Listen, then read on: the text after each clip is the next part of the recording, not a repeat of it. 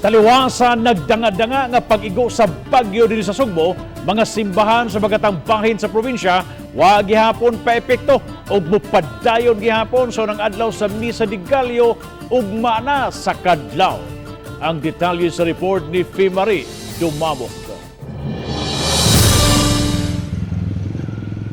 Gani dinhi sa Carcar City, bisan kung nagtutaliksik na ganihang buntag, paday ng pag-decorate sa arko nga mo'y musugat sa mga manimbahay padung sa simbahan sa St. Catherine of Alexandria. Tungod sa bagyo, dinhi unang musilibrar sa iyang Misa de Gallo si Cebu Archbishop Jose Palma, inay nga sa isla sa Bantayan. Apan Pangulo sa City Disaster sa Carcar City ni pahimanglo sa mga manimbahay, ilabi na sa kaduhang adlaw sa Misa de Gallo karong Biyernes.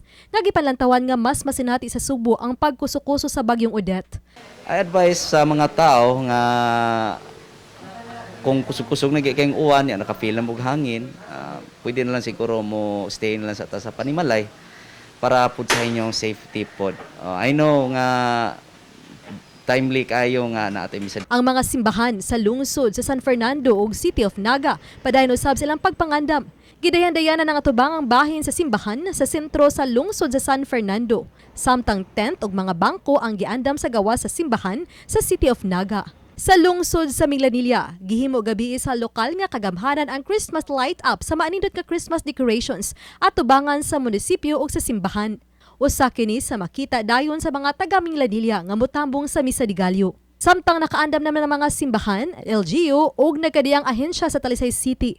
Apan gipahimangnuan ang mga manimbahay nga kun adunay pag-unos nga masinati, dili na mo pugos papagawas sa ilang panimay. You can still pray Facebook Live, no? And then in your home, at the comfort of your home, while sheltering from the typhoon. So ano lang, it's not really necessary. In fact, ang mga parish priest na mo, with their plan, is appeal na. Uban ni Godfrey Rilien. Ako si Fimari Dumabok.